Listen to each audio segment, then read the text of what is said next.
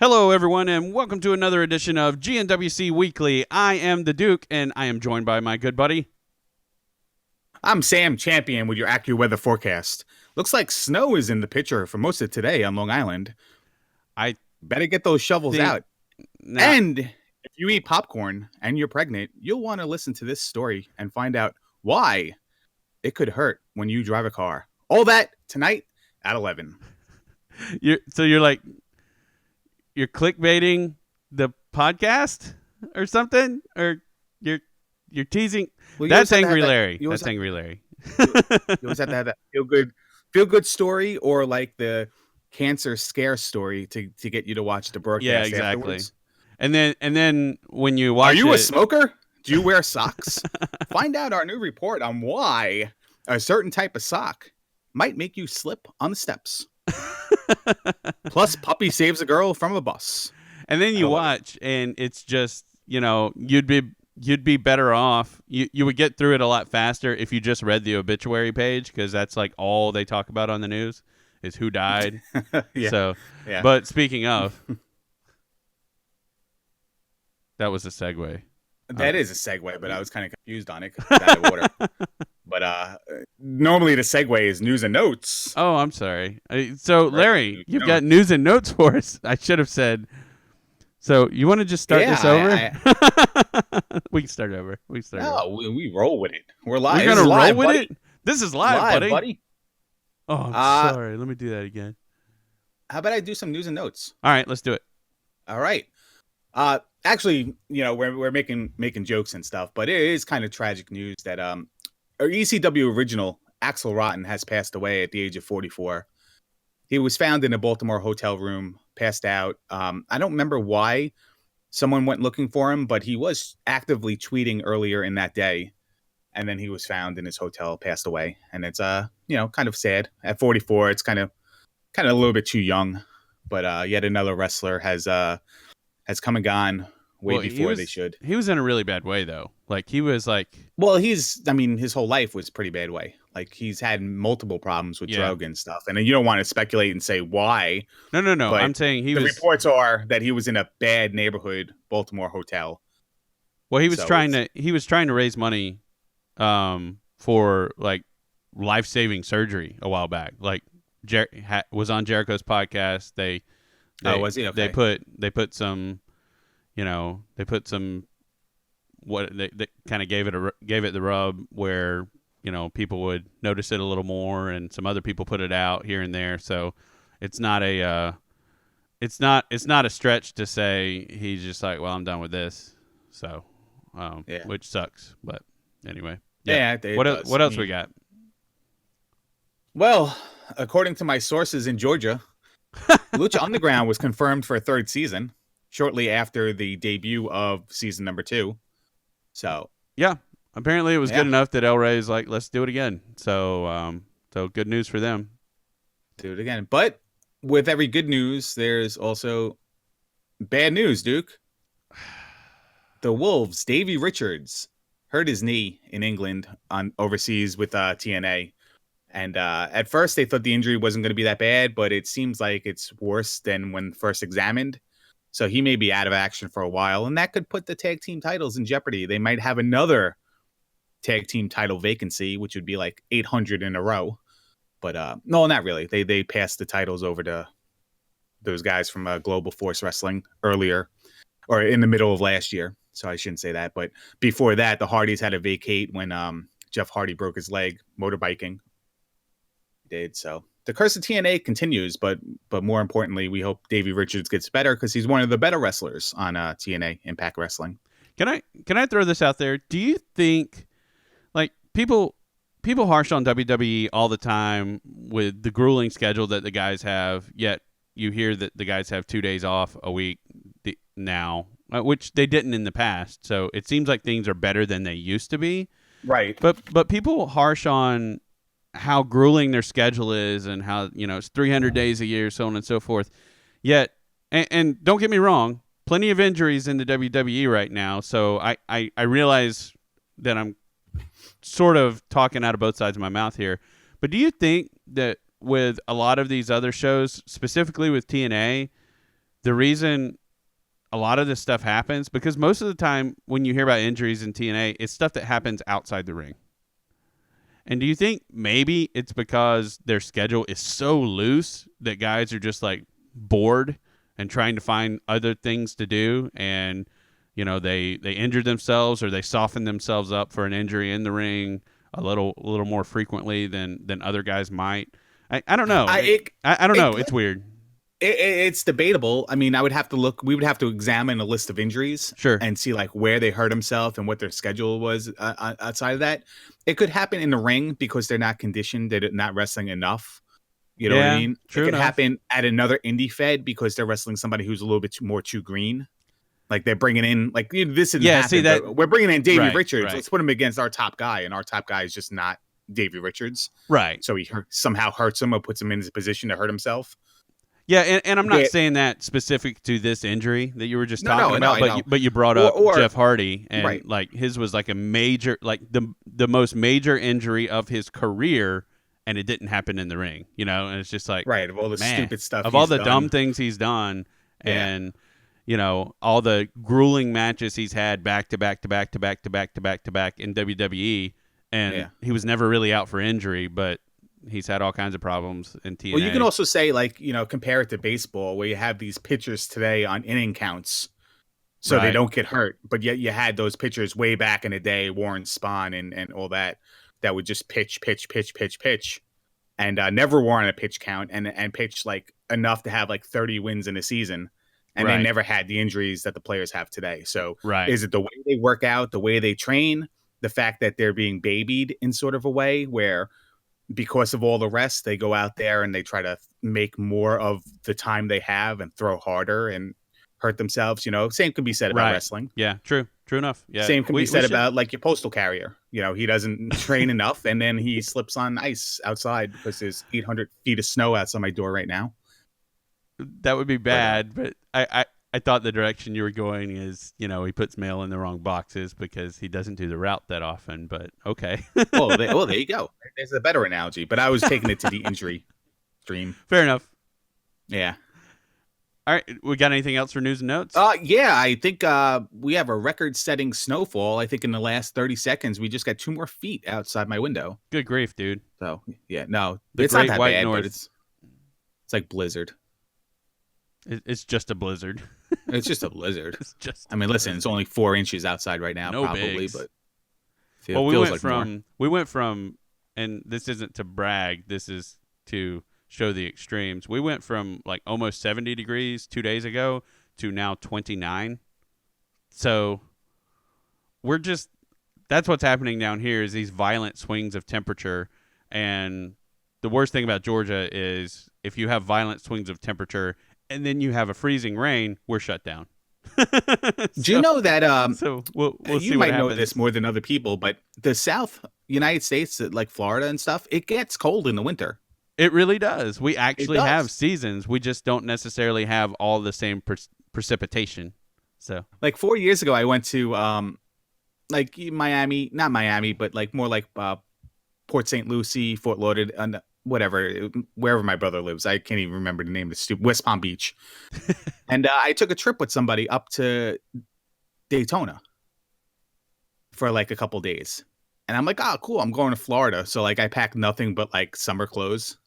And it was like 35 degrees on the beach in Daytona. I'm like, whose idea was this?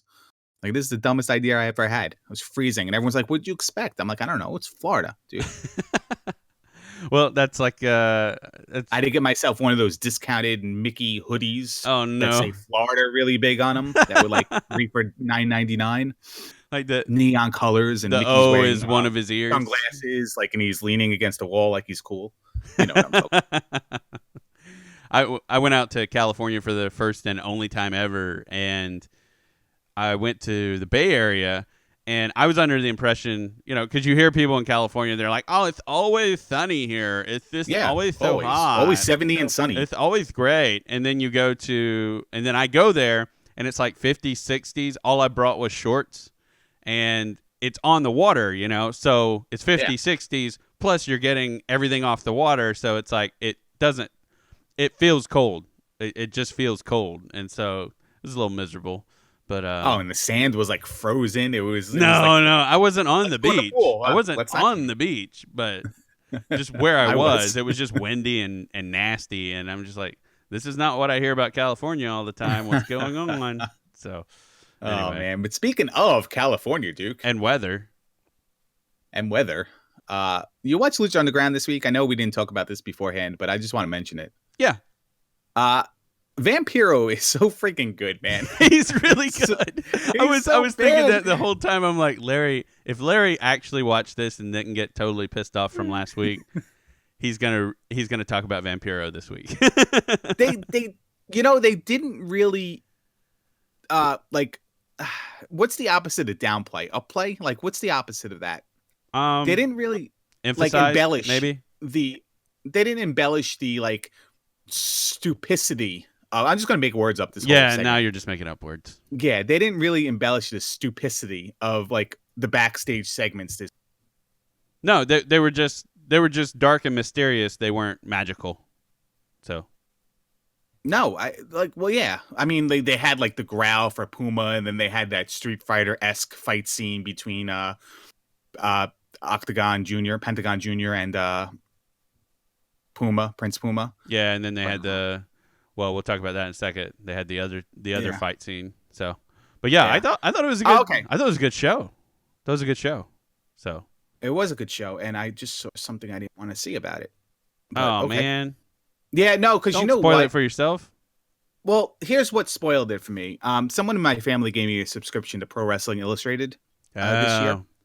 And I haven't read that magazine in like years, but it was like welcome because it's cool. I like the top 10s in the back. It helps me keep up on names like I've never heard of before. It's been my favorite part of those magazines for like years. Sure. And what I noticed is it was a year by year history like issue. Okay. And they listed all the title changes from all like the major federations and indie federations for the year. Okay. And what I noticed is that Lucha Underground had way more champions than we saw. Really? So it led me to believe that they switched titles in the off season in AAA. And I was trying to research that right now, and then stop myself when I saw something. Well, don't tell me. No, I don't want to know. No, I'm not going to tell you. But like, it was like clear as day in Pro Wrestling Illustrated. It's not something I had to go through like major websites to read about.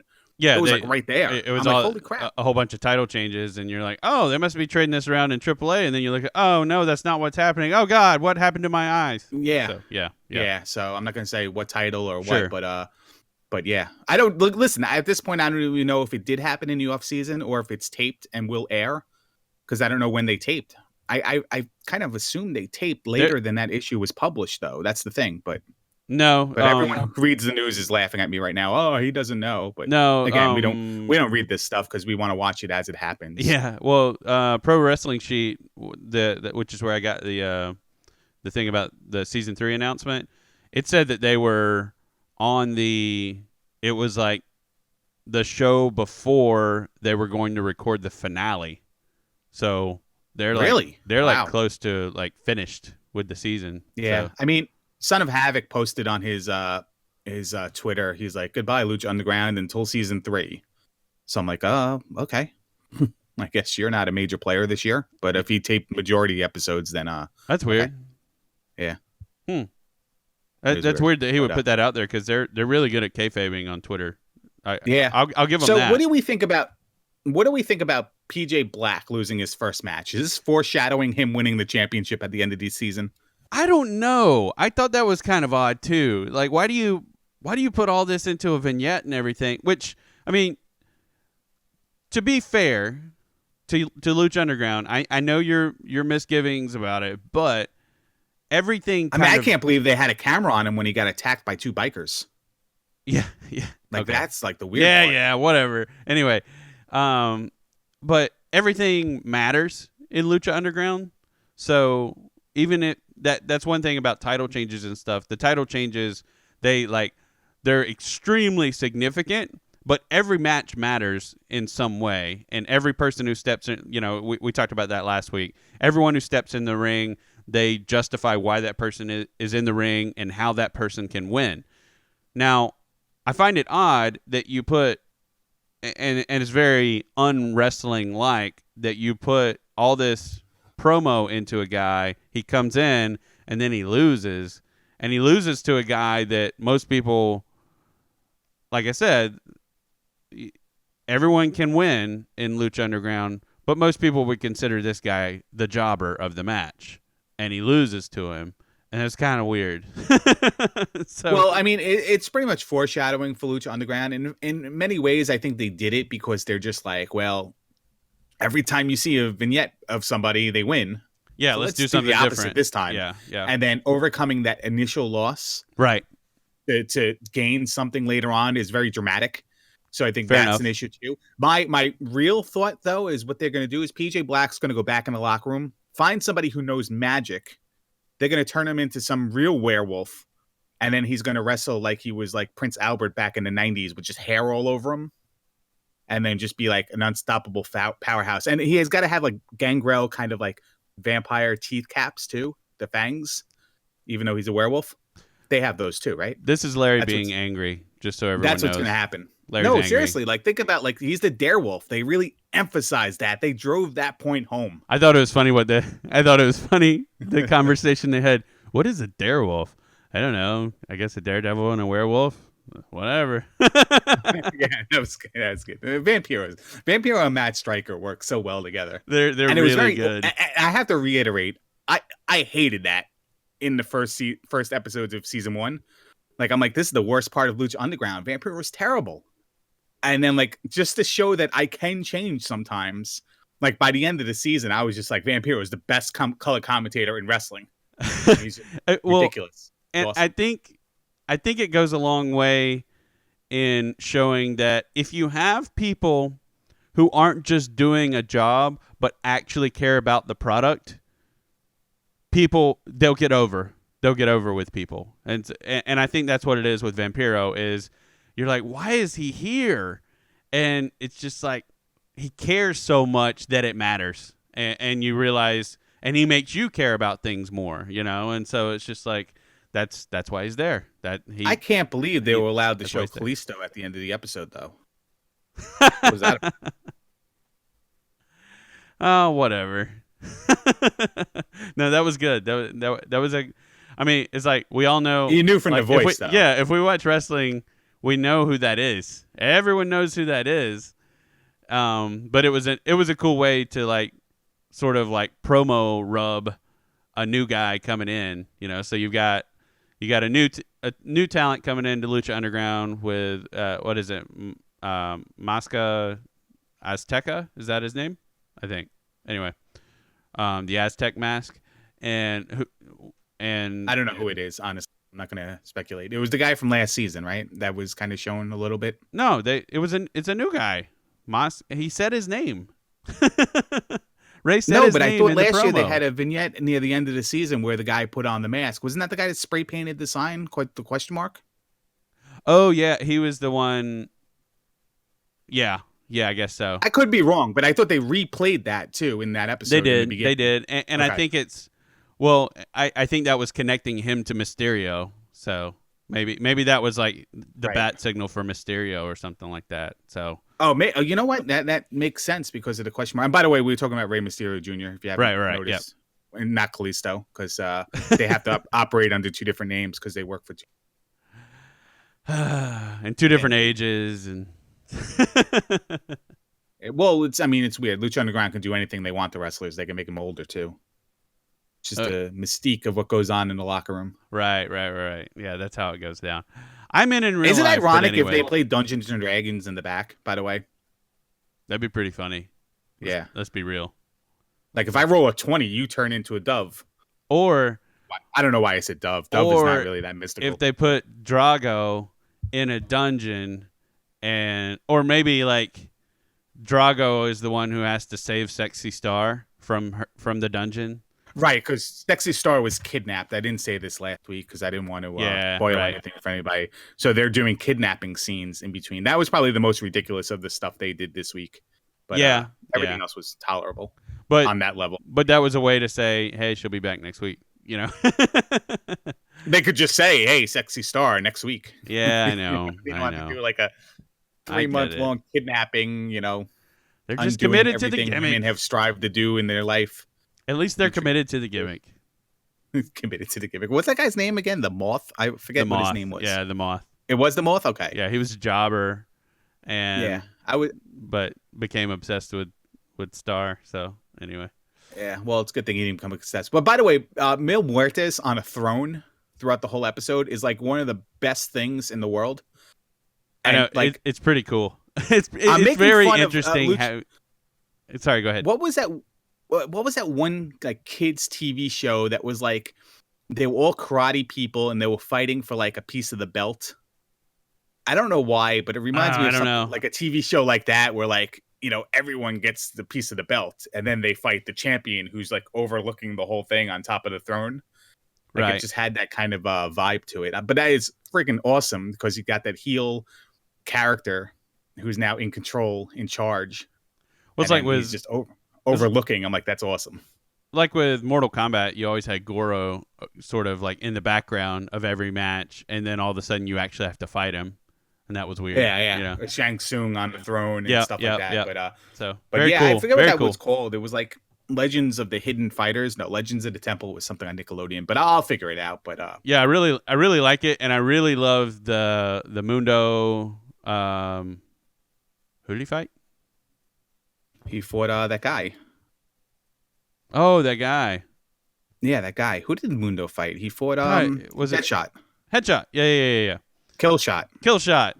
You're right. But I thought that was I thought that whole thing was really cool, and how Mundo called him out, and then Cage came in like that. That was interesting. That was a really dog. Cage has muscles on his muscles. I know he does. He's scary. Like, yo, dog. I heard you like triceps, so I put triceps on your triceps. So you can flex while you flex.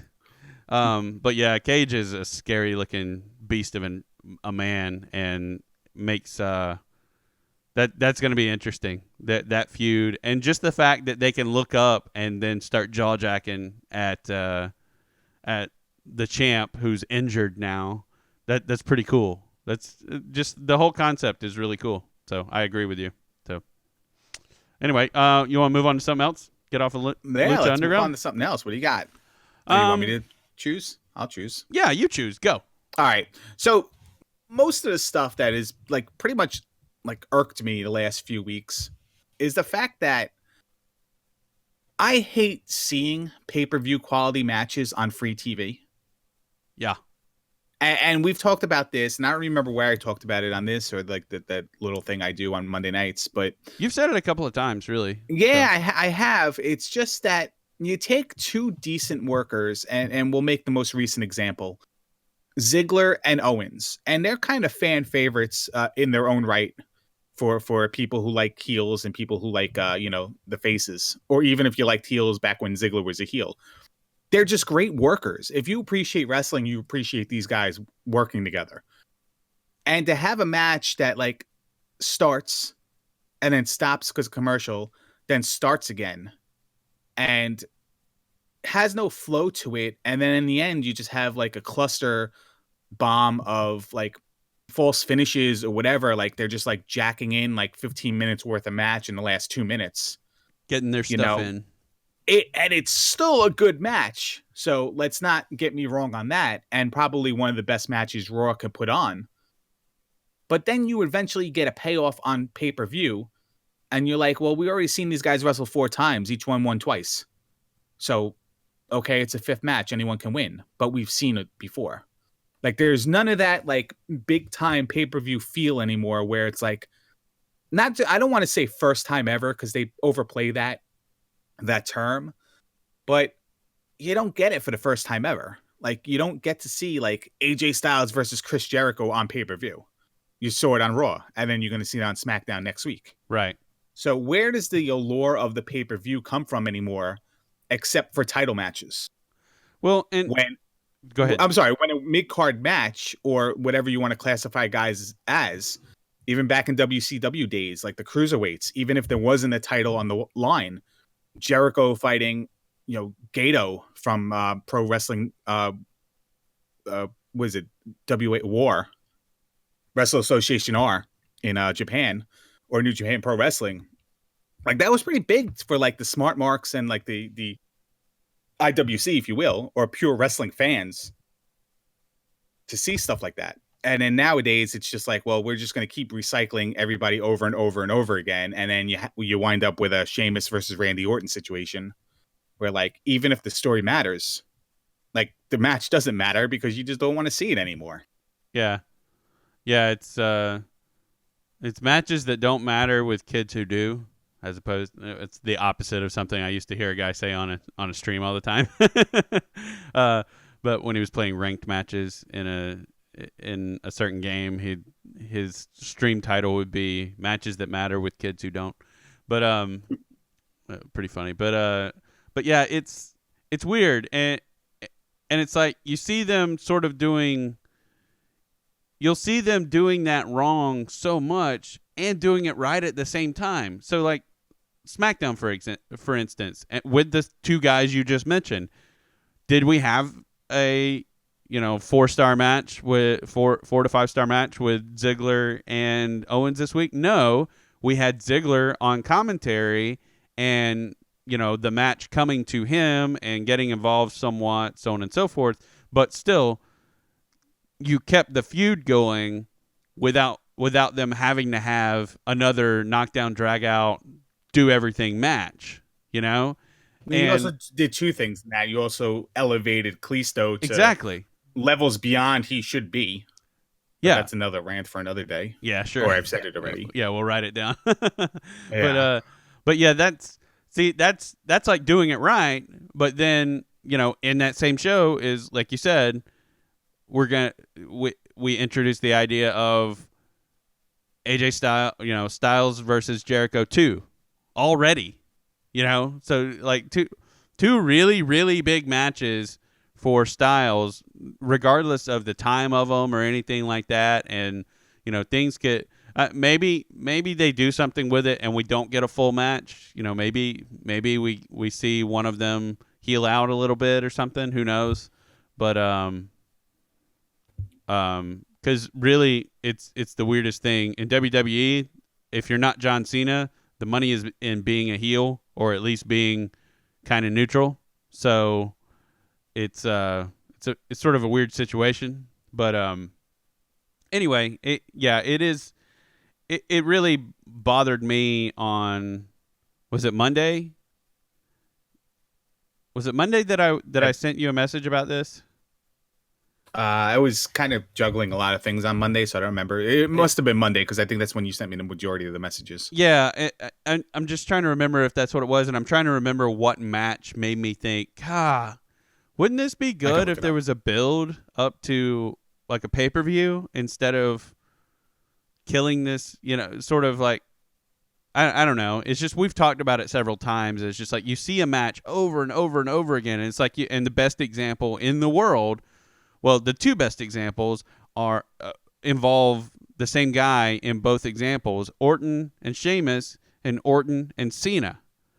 You had these matches that just kept happening, and they'd be on every pay-per-view, and they'd be on every Raw, and they'd be on every SmackDown. And it's just like, why isn't there like an actual story build instead of just having them do the same match over and over and over again, and just the finish is a little different each time. It's Can I give you two more examples of things that make you roll your eyes? Sure, based on free TV. Sure. How about Kalisto versus Del Rio for the title at this pay-per-view? Yeah. So that's okay. Is this number 8? Is this the 8th time they've gone at it now? I think it's actually 6. 6? Okay.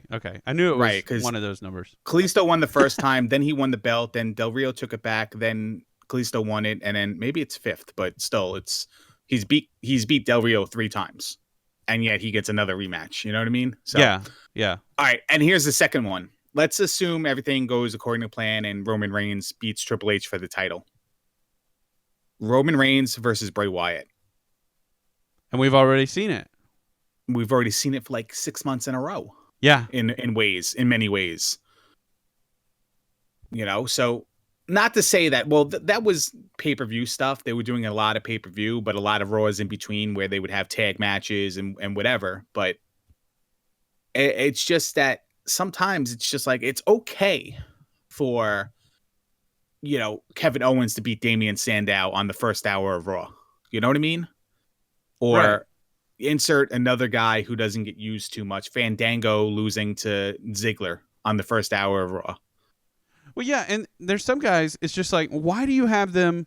I don't want them to lose their job, don't get me wrong, but it's like, why do you have them on the roster and you just continually refuse to use them, and you won't use them as enhancement or whatever? And they're people that at one time or another were over, Yeah, and you won't use them. And everyone loves seeing Sandow, and people generally love seeing Fandango. So it's just like he's getting the Zack Ryder treatment. He got over, and now he's getting benched because he got over immediately after getting. There over. are many reasons why we don't see people and stuff like that. House shows, and like they bring something else backstage, like another element backstage. Like maybe they have a secondary function, so that on Raw the superstars come out on Raw, and then on house shows they kind of fill in to help give people more rest and stuff like that, or whatever. Like there are reasons why. Just because we don't see Fandango, it doesn't mean he's just sitting in the back every day. Oh, I know. WWE has a show. You know what I mean? Yeah. So he has another role, absolutely, but and still. another purpose. But whether it's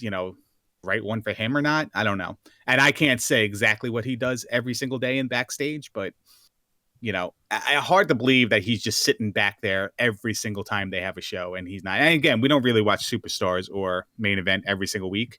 Right. So he could be like the most active person on those shows and we'd never know. Actually, we saw a preview of, speaking of seeing the same match over and over again, we saw last week it was Titus O'Neil and Prince Pretty, Tyler Breeze. Oh, we saw Tyler Breeze. He still has a job. Well, that was on Superstars, and then we saw it on Raw too. Oh, we saw it on. So let me ask you a question about Tyler Breeze. It was something I wanted to bring up anyway. Okay. I'm gonna throw this at you blind here. You're welcome.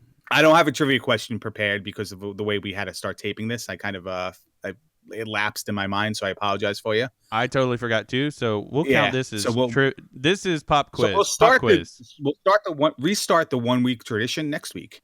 So 2 out of 3. I still forgot the graphic. I made a graphic and still forgot to use it. Yeah, I made a graphic. I took the time to do it and then forgot. Not unlike me trying to spend 3 hours looking for a font that I once used on a graphic. And then I redid my computer, so I don't have the font anymore. So, but yeah. Anyway, now here's a situation where I kind of like curious because I don't think it's really ever happened before. You have Tyler Breeze, who got graduated from NXT. He made it to WWE. He was in a storyline. I won't say a push. He was in a storyline with a major player. And then the powers that be just say, I don't like Tyler Breeze. And all of a sudden he's just gone. And the storylines dropped, and they make him in Summer Rae break up, and then that was pretty much it for him. It's really all he's done, except being an accessory in some other match or whatever. Does Tyler Breeze get his future endeavored release from WWE, or do they just say, okay, Tyler, it didn't work, we're going to put you back to NXT? Because he graduated, does not making it mean he gets fired? Or does not making it mean well, okay, let's bring him back to NXT? I don't know, because obviously he was huge in NXT. He was a big player and they loved him there. Right. Well, and there's also, they invested so much in him in Breaking Ground. And I'm just a little confused on if something really happened. Or did Breaking Ground end and they say, okay, we don't need him on TV anymore because now we don't need Breaking Ground. Well, but if something happened, I mean, let's be honest, it's still sort of rumor mill, right? I mean, it's just like, sources say that Vince is soured on Tyler Breeze. I mean, and sources say Tyler Breeze asked for permission to leave one time early, got it granted, and then got punished for it. was Yeah, another one. but it's just like I don't know. It's just it's kind of strange, and maybe there's you can speculate. Like I can immediately think of one major reason why there would be some friction, but I won't speculate on the show. No, because he has a real life girlfriend that he's very serious with, and they put him in a storyline with a girl immediately that they were supposed to be dating. And well, that's the Vince McMahon way. Yeah, let's see if I can. You're married. We're gonna put you with a different person. Yeah, exactly. So it's a hand. Yeah, but that actually, like, for a few syllables, that was like a perfect impression. It was really close. Ha ha ha! That was good. That was really good. I actually played a soundbite. No, you didn't.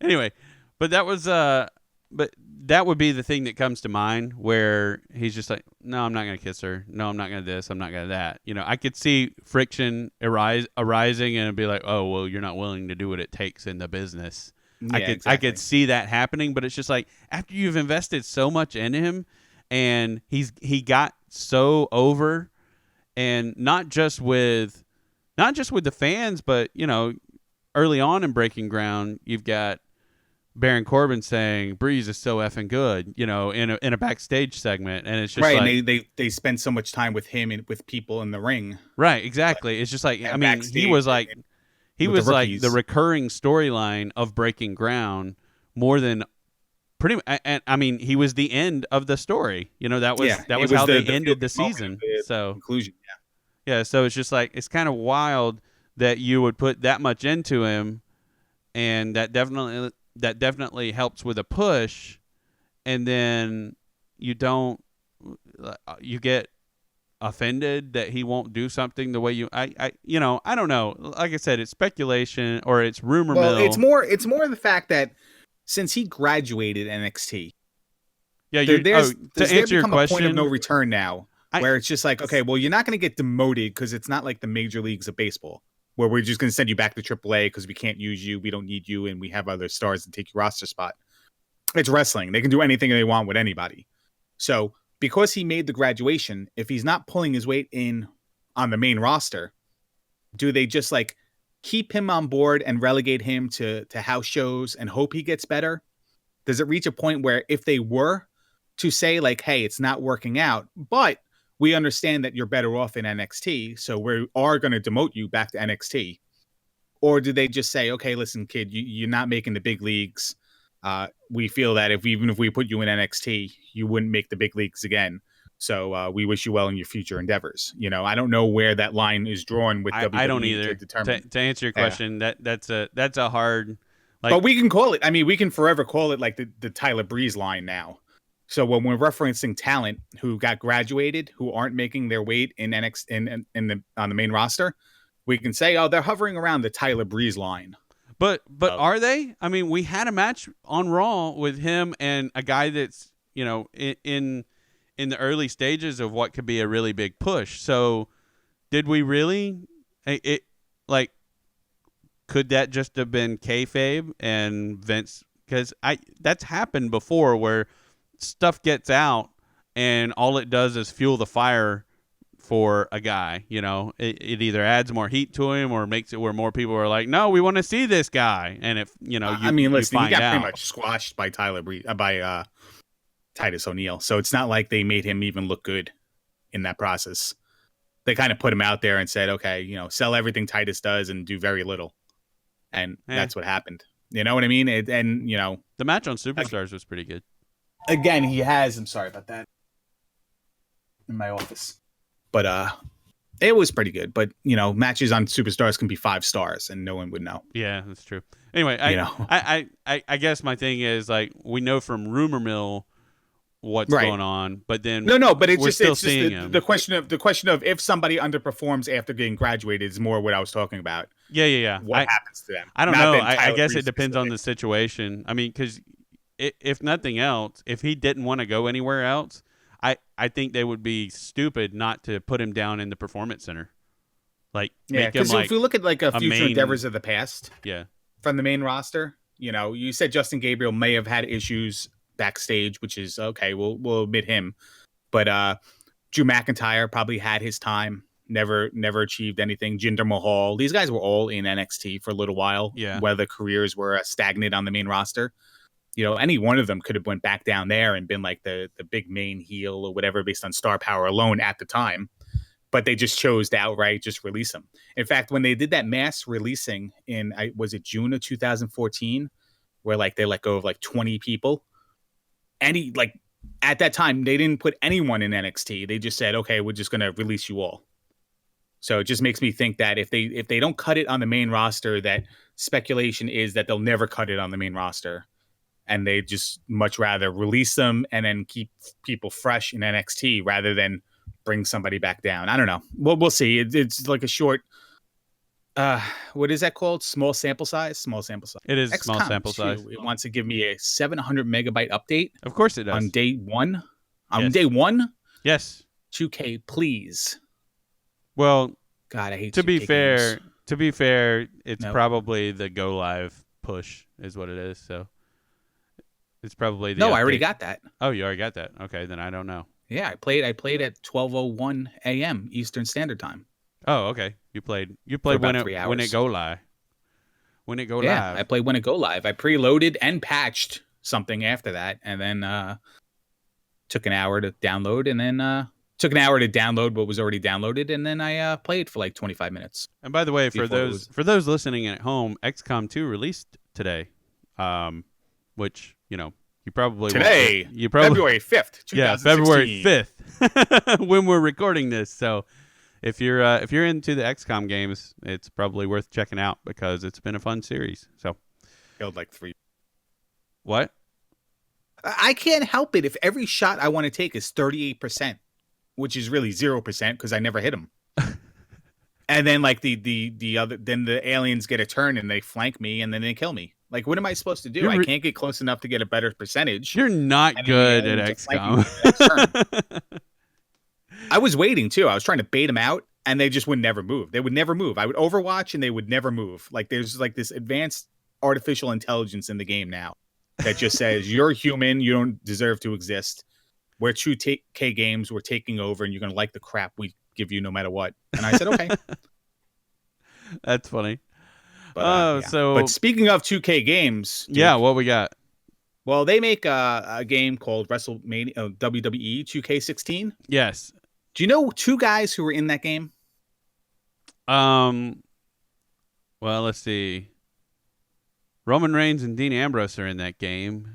Who else? No, Blake and Murphy. Oh, Blake and Murphy are in that game. That's right. They are. But speaking of Blake and Murphy, Roman Reigns and Dean Ambrose had a little bit of a mix-up for the first time on SmackDown. Yeah, and like more than once, and it was significant, and there were actually words, and it seemed, and they played it very legitimately. It was very good. It was very good. Can I give my take and my expectations on this first? Yeah, I'm gonna kind of go 2 different ways on this, by the way. So, but I'll be quick I'm about gonna one go of them. like I'm gonna go one way, and this is where I'm gonna go. Like, I'm gonna speak as a fan, as like what I want to see. Good. I want them to have many miscommunications, many mix-ups, and then at the end of the day, still be like, brothers fight. It happens. There's misunderstandings. There's accidents. And then still be like side by side in that brotherly bromance that they have. Like, I don't want to see a heel turn at this time where like 6 months ago, like a heel turn was like almost expected. You almost expected Dean Ambrose to turn on Roman Reigns. And then like even like leading into Royal Rumble or leading into whatever December's pay-per-view was, you wanted to see Roman Reigns like turn heel on everybody just because you wanted a different change of character from him. I kind of don't want them to turn on each other. I kind of want that like drama, I guess, for the fans in all the weeks leading up to WrestleMania, or certainly Fastlane. I don't really want the heel turn and then like the fight, because there's no immediate payoff for a heel turn when it comes to WrestleMania, except to use one of the guys as like a secondary prop. And then like by the time they fight, it'll be 2 months after the heel turn. I kind of want this to kind of go on for a little while, and then like, you know, not to say hug it out, but kind of like, you know, we understand there was a title on the line, and we have that understanding. Like Dean Ambrose says, when it comes time to fight, we fight. When it comes not the time to fight, we punch other people. And I kind of want to see that like going on. I don't know about you. All right, so that was going to be my short version, was they just hug it out in the end, and I hate that. So because well I feel like you hate that. I kind of want to here. see it. I mean, that's kind of like, you know, I think any resolution here is going to be like people are going to hate it or love it, based on just your allegiances to the two guys. But to kind of piggyback on something we said about Lucha Underground when talking about PJ Black, like you never see a vignette and then the guy lose. Except if you like the in crowd, like Alex Wright, Jim Powers, or whoever that was back in the day in WCW. Oh, I do know who it was. Joe Gomez and the Renegade. Like I can name all 4 members of the in crowd. They did like these promos on WCW Saturday Night, and the guys never won. But regardless, I don't know why. I like just huge Alex Wright. But you never see like 2 people teasing a breakup, having miscommunications, and then just coming on camera and be like, "You can't break us up." Mistakes happen. Stakes are high. And I think maybe we're going to go that way. I hope not. I disagree with you completely. I want them to split up because I think they're better apart than they are together. If they're not, but they're not really together. But they are. They're wrestling their own singles programs. Yeah, I know, but that's what I'm saying. And they're not better off apart. They had the titles. If you want to stick kayfabe, I mean, one was the heavyweight title, one had the Intercontinental title, and they were together. So, but I understand what you mean. But who would you have turn, and what would you have happen? I don't know. I'm a little mixed up on who would do what at this point, because there is plenty of credence to the. I'm not getting, you know, violent about it like other people have been, but I'm kind of getting a little tired of Reigns as the consummate babyface when he's a heel in real life, when he's in interviews with people. So why doesn't he just be a heel? Like, why don't you just let him talk and let him beat people up? I mean, I just think, I don't know. It's people become really big baby faces after they've been really big heels. A lot. So, you know, Austin was basically always a heel, but got over because of the era. The Rock was a big heel and then became the biggest babyface ever, possibly. Ric Flair, huge heel, becomes one of the biggest babyfaces of all time. Shawn Michaels, huge heel, becomes one of the biggest baby faces of all time. Triple H, when he's been a baby face, has been huge, and it's because he was a heel. And so I just don't get it. I don't get why they're so afraid to turn him heel, and it could very well be something I heard on a podcast recently where he has to be the replacement for Cena on the road when they're doing all the charity stuff, and so you can't have a bad guy be the replacement for Cena. Well, bring up Bayley, because Bayley's the most over person on the roster, and this is what this guy kind of said, or he alluded to. Bayley could replace John Cena in those scenarios, period. Because kids love her, and she's a shining example. Don't know about that. Oh, she could do it. She's the most over she can person do it, but in I mean, WWE. you're talking about a federation that's not really as big as the main roster. Like, how many people really know how Bayley is? You'll see. Okay. And she's not John Cena. No one replaces John Cena. But I'm not saying I'm not agreeing what I'm that saying. Roman Reigns is that person. But that's not what I'm not saying on camera. I'm saying all the behind I know what the you're saying. You're stuff. saying charity stuff. Yeah. That stuff. Yeah. Yeah. She's Bayley great. on Good Morning America. Bayley on the Today Show. Bayley on. Absolutely. Okay. Yeah. I mean, she's not going to be funny necessarily. She could be. Who knows? But she's not going to be like. She's not going to be Miss Personality, but she's going to be the sweetest thing that WWE has ever had to offer, and people are going to be like, "Holy crap! WWE's like new. Like she's like actually a good example for kids. Wow, that's really weird, and that's good. That's positive. It's like she's very positive for like the guy said it, and I'm like, he makes a really good point that in that role of sort of being like the lead ambassador. I mean, could you ever see Bayley as a heel? I mean, people have turned heel before that have been, similar character, but I don't know. I mean, she could be the consummate babyface because she's always got that factor of she's not the biggest, she's not the, the prettiest, but she's awesome. So, anyway, I think the guy made a good point, and I wish I could remember the name of the guy at the moment. Maybe I'll look it up while we're talking. But I don't know. I don't know who turns. I feel like it needs to be Reigns, but if they keep Reigns in this, he's John Cena's replacement role, they won't do it. So it would be Ambrose just for business reasons and not for what's actually best for business. Like I don't know. That like it would be what's best for business off camera is why Reigns would, or is why Ambrose would turn. And I think that's a dumb reason personally. That's where I'm at with it. The roster as it is. I agree. Probably they'll turn Ambrose, but Ambrose is the hottest thing right now. I know. That's why I'm saying it's the dumbest thing to do. The crowd is so into him, and I said this before. It's like Ambrose. Like Ambrose has the Intercontinental title, and he's had his opportunities, but it's not like he was handed opportunities to go over. No. His like work ethic, his matches, his interviews, his mannerisms, most importantly, right, have pushed him through the roof. His gimmick has pushed him through the roof.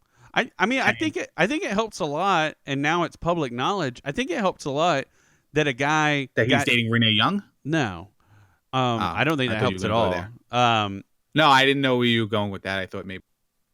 No, I think it helped a lot that he's a guy who got 6 staples during a match where it looked like he probably was crippled. In the IC title match at WrestleMania last year when Harper threw him through the ladder. It was a nasty looking bump, and he got up. Like he's very much like sort of that old school guy that, and you don't want anything to happen to him. And I'm not trying to speak anything on him, but he keeps having these crazy bumps that you would think would put him out of commission, and he doesn't just survive, but he like survives within the match with someone coming out and putting staples in his head. It's just like he's like the embodiment of what people want. Yeah. He's hardcore. Yeah, he's hard worker. I said hard worker. And that's why people are recognizing it, and that's why he's going over, because of what he does on the mic, in the ring, and then just like meaningless stuff, his walk to the ring, his facial expressions when he's in the ring, like he just cares about he's just so good right now, and he's got such a fan backing, and on top of that, them wanting to push Roman Reigns is like the biggest baby face ever, like overcoming all odds for no reason. Like, the guy hasn't had it rough. So there's no odds to overcome. You know what I mean? I mean, he works. Don't get me wrong. Anybody that has to wrestle as much as these guys have to wrestle, they're working hard. And Reigns. Oh, I'm not saying Roman Reigns is not working hard. I'm talking about I'm talking about like disclaimer. What's given to them as far as like what's on their plate. Like, Roman Reigns gets the 5-course meal. Like Dean Ambrose probably got like a 3-course meal, but he worked his way up to a 5-course meal. No, and then like Damian Sandow gets like, a couple chicken wings. And then that's pretty much it. Like that's just like the hierarchy of the WWE roster based on like, a trip to KFC, I guess, is basically what I'm comparing it to. Sure. But it was a good analogy. In both situations, what's that? It was a good analogy. I appreciate it. No, thank you. Yep. Yeah, no, the Colonel agrees too. Yep. But you know what? You just dropped the ball. Yeah, it was finger licking good. It was finger licking good. Yeah. Thank you. That helped. You just made up for you. We're live, buddy. But we're live, pal. Do you know someone said that the other day? I think it was in Wrestle Kingdom 10. It might have been like it might have been the Young Bucks, but it might have been like Trent Beretta that came out and went and turns to the camera and goes, "We're live, pal," and like he walked down to. No, it was Matt Striker. on air announcing it during like one of their entrances on the first match of Wrestle Kingdom 10. Oh, well, you know why he did it, right? Because they had the guest commentater there, and he like said nothing the whole time, or when he said stuff. Yoshitatsu. Yeah, that's who it was. It was Yoshitatsu, and I don't even know why. Like, hey, Yoshitatsu speaks English. He's kind of Japanese. Let's put him in with Kevin Kelly and Matt Striker. Oh, great dynamic there. Yeah, but he apparently doesn't understand anything about context or anything like that. Because they're like, so what do you think of him? This guy that's been saying all this bad stuff about you, and he's just like, oh, he's fine. It's like, what? He's good. He my friend. He followed me on Twitter. What? Yeah. But he didn't say that. We're live, pal. We're live, pal. But I think Matt Striker just said it in the beginning of the program just to Matt Striker likes to drop. Oh yeah, he likes to mess with people. Yep. But I can't see any of them turning heel, only because of, like you said, about Roman Reigns, about what he does on the road and what they want to grooming him as. Dean Ambrose being so over right now that in a world where you don't have main eventers because of injuries and because of poor promotions, ascension up the rosters, you really have only those two guys on the face side. No pun intended, by the way. Yeah, and then a notch down, you have like your Zigglers that you never put up to the top area, and then on the heel side, you have, I don't know, maybe that's the reason why you do it. You don't have a top heel. You just don't. You don't. Like, your top heel is Triple H. And he doesn't want to wrestle he's not going to wrestle that much. And he's not going to wrestle after WrestleMania. Yeah, you don't expect, you really don't expect him to wrestle after WrestleMania. Or if he does, like you said, it will be next year sometime. So, or the possibility for SummerSlam, Survivor Series, Royal Rumble. That's kind of stuff. Yeah. Always are there. I mean, your top heel is your top babyface right now, but also on a limited role is Brock Lesnar. Yeah, he can be either. But, and full time guys, like, you just have like Heyman apparently thinks he's a heel, but tell the crowd that he's that tweener that happens. He's the Brie Bella of the male division. He can be heel or face anytime he's out in the ring, depending on who he's there with. That's a really, really bad comparison. How is it? How is it bad comparison? No, I get what you're saying. When she faced Charlotte, she was heel when she faced Becky Lynch the week before that. She was face when she faced Charlotte the week before that. Heel when she faced, Natalya the week before that. Babyface anytime they interview her. Anytime, ever. Not really, because they've had the match where she's done the arrogant stuff too, and it was recent. It might have been SmackDown 2 weeks ago, honestly. But anyway, whatever. The whole point of like the heel babyface thing is the point where you have to evaluate, can they turn them? But if they do turn them now, like, obviously one of them is going to win this match at Fastlane. If we don't want to admit it's Roman Reigns automatically, Lesnar is probably going to do his thing with the Wyatts, like we've both talked about. And if one turns heel on the other, that doesn't lead up to a match at WrestleMania. Well, so why would they do it now? Actually, the whole thing. Actually, unless they use them as a prop. And why would you use one of these guys as your prop? They're two of your top 3 stars in the WWE right now. Actually, isn't there going to be a Money in the Bank match at WrestleMania? So no, Money in the Bank's at Money in the Bank. I think there's going to be a Money in the Bank ladder match at WrestleMania because it's already been cashed in, and they'll still have the pay-per-view because they've never done that before. Well, I mean, that's where Money in the Bank started.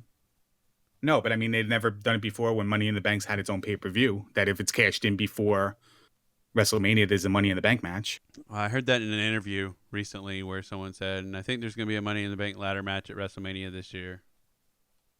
If anything, they'll probably do a U.S. title ladder match because the artificial champion Kalisto had that ladder spot at TLC. So they'll probably put the title on the line there in a ladder match. But I've never seen anything about Money in the Bank. I mean, let's assume there is, I guess. What, do you think one of them wins and then cashes it in? That would be what I was thinking, yes. And, yeah, I don't know. I don't know. It's a hairy situation. I mean, really, you could have. It's a messed up situation.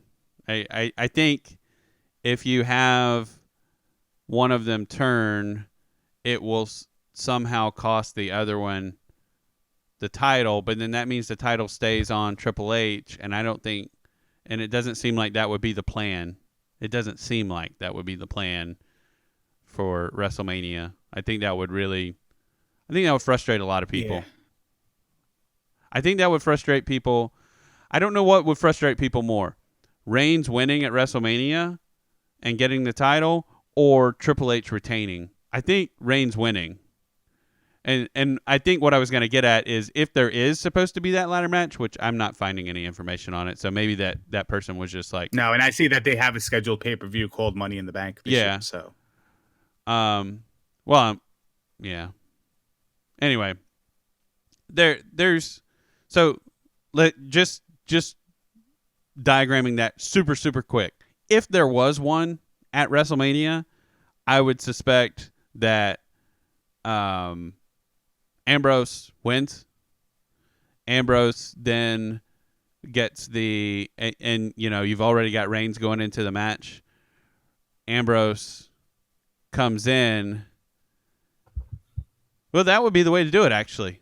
That would be the way to do it. Reigns against heel Triple H for the title? Well, you don't necessarily have a heel. You just have Reigns versus Triple H, and Reigns still doesn't win.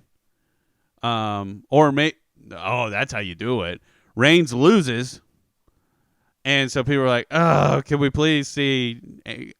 All people are going to want to see is Ambrose coming out at that point. He does. He wins, and he's the face of the company, and he's the most over babyface you've had in years. That could work, but that's contingent upon there being something that seems like an anomaly and seems like someone getting their wires crossed in an interview I heard. So I don't know. The only way I can see a heel turn working, if it happens at Fastlane or before Fastlane, probably at Fastlane, is that in the weeks leading up to the championship match, and let's say it's Dean Ambrose turning heel on Roman Reigns, and Roman Reigns wins the match at Fastlane.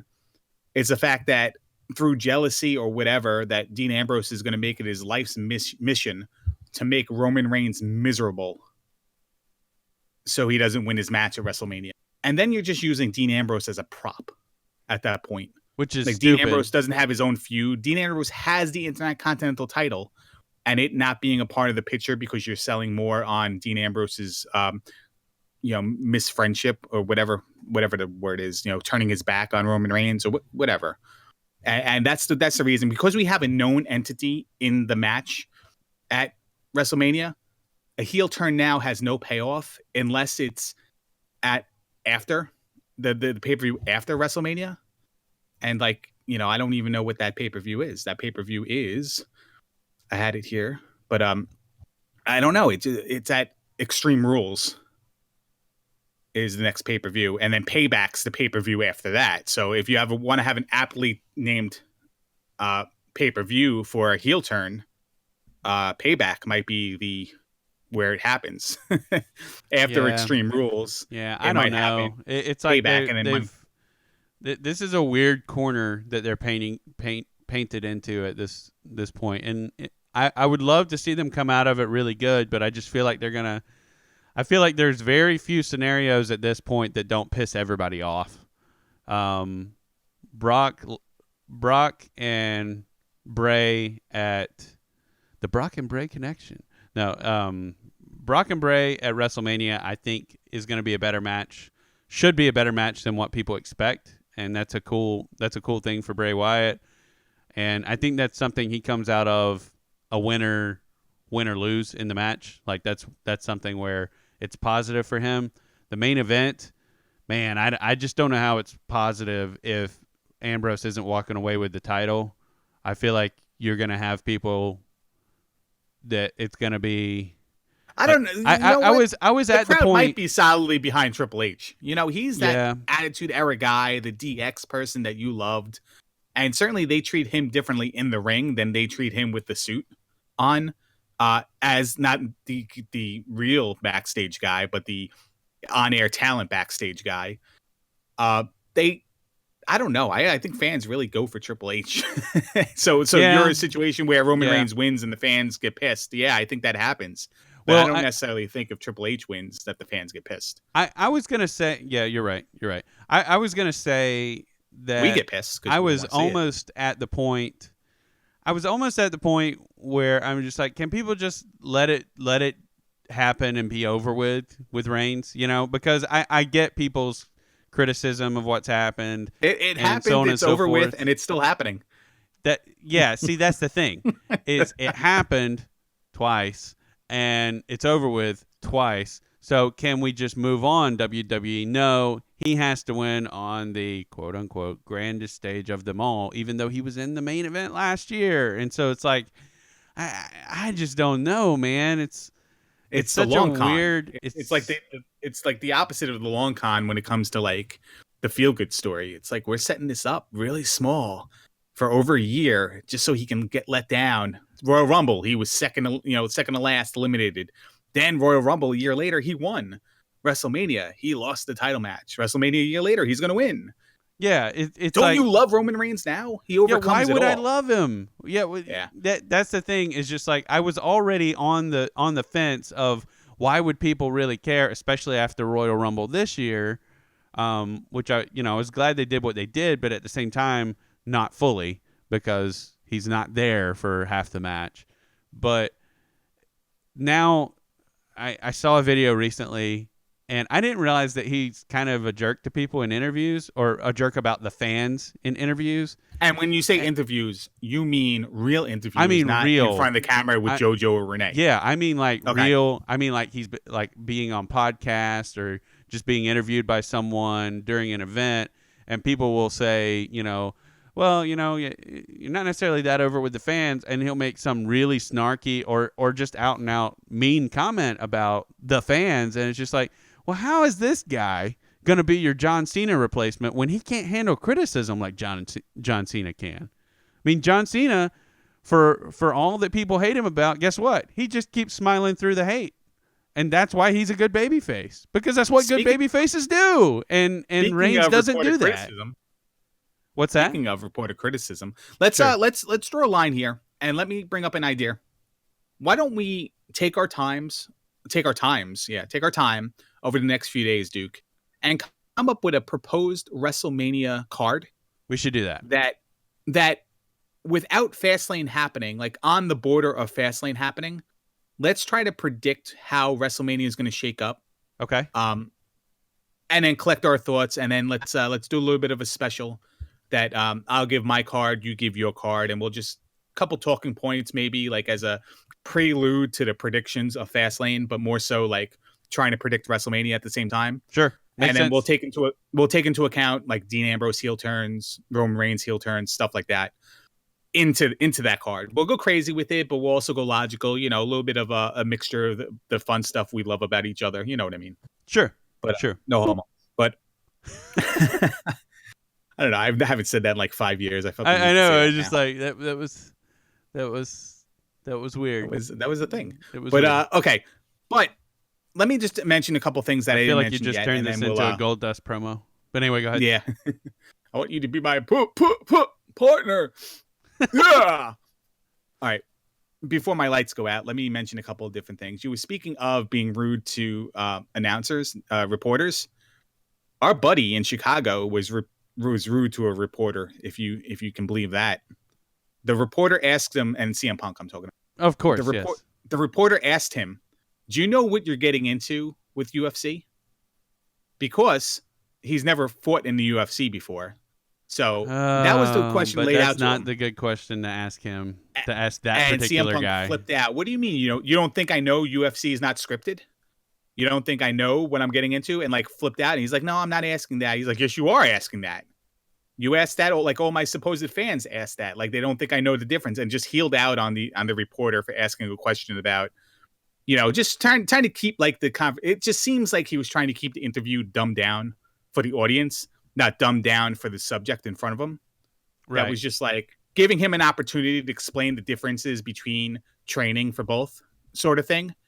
And because CM Punk had to stick up his butt to start the interview, it said that basically went on the line and said he wants no mention of WWE ever in the interview. He's already been there, done that. He's moving on. That he felt this was a comparison question as a way to skirt that issue, I guess, and totally flipped out on the announcer. And well, that's why he's CM Punk, I guess. Yeah, and that's not that surprising because Punk's funny because he's worse than me in his mood swings, and I'm pretty bad, but he's worse than me in his mood swings based on like when he has these interviews, because I've seen interviews where it's like, wow, I've never seen that CM Punk in anything. He's great sometimes, and other times because he's so just, freaking like, happy. Because he's so freaking happy, and then it's like he must have had a really bad training day because then he pulls crap like this. So it's just like he's like Right. he's really bad with his public perception, mainly because, you know, he's one of those people that quote unquote doesn't care what people think about him. Yeah, he that's really his does. public perception. I don't care. So Yeah. it just feels like that. Yeah, he sometimes really just does. doesn't care too hard. He just Yeah. doesn't care too hard sometimes. You don't care Comes so across the much room. that it's coming off like you really, really, really, really care in a very negative way. If you don't care about what I'm asking you, why are you really blowing up when I ask you it? Exactly. You can turn right around. You can just use it. It's like, yeah, I know what I'm getting into in UFC. It's not like the WWE where it's scripted. I have to train hard, and you can give your regimen. You don't have to flip out on the announcer. You know, you just even had a bad day. The announcer was rubbing you the wrong way, and in such a way that didn't come across in the print of the interview. You know what I mean? Yeah. Like, guys can get on your nerves and just ask the right questions. And just because of the way they ask them, it's like, you know, like Jim Rome or somebody. Like, Yeah. you call me Chris one more time, we're gonna have a problem. Yeah. Chris Everett, you know, Jim Everett. Sorry, the football player, but Yeah, I know. something like that, you know. But who knows? And then there was another thing I wanted to talk about, Duke. What you got? Last thing. Final word for Larry. I'm trying to figure out what it was Oh. because there were two things I wanted to talk about, and then this was the second one, and I don't exactly remember what it was. So how about that? I guess How about that way to conclude this segment? That's a good way to end it. I think we've rambled a lot, probably the worst we've ever rambled on this show, and I think we both we're trying to go. We were both like so concentrating or so hard thinking toward this has to be fast that, you know, we added too many words. Oh no, I wasn't thinking that at all. I was just I was, and I think it messed me up. I was letting you get your points in. I was getting my points in, and we were moving on to new subjects. I can't believe I don't remember what this stupid thing was. I was going to say it to remember it. Like as soon as we click the button, you're gonna remember though. So, and then we can click it again and then just add it in. Sure. Speaking of that thing I wanted to talk about, Duke. Awkward pause for the edit, and okay, wrap us up. Just in case, right? Okay, so we'll see what happens. But yeah, we're just going to kill it here because we are. So I'm the Duke. Good morning, good afternoon, good evening, whatever it is for you. Follow us on Twitter. It's on the screen. It's right there. If you have any comments about the video, let us know. If you have any questions for us, hit us up on Twitter. That's the best place to communicate with us on the lines, on the webs. And with that, I'm done. What you got, Larry? Put gas in my snowblower and get off my computer.